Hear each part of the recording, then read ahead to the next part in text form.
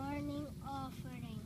O Jesus, to the Immaculate Heart of Mary, I offer you my prayers, works, joys, and sufferings of the faith, for all the intentions of your Sacred Heart, in union and the whole sacrifice of the most good of the world, and your revelation for our sins, for the intentions for our relatives and friends, in particular, for the intentions for our relatives and friends, in particular, For the intentions of our Holy Father, Pope Francis, Amen. Jesus, Mary, and Joseph, have mercy on us.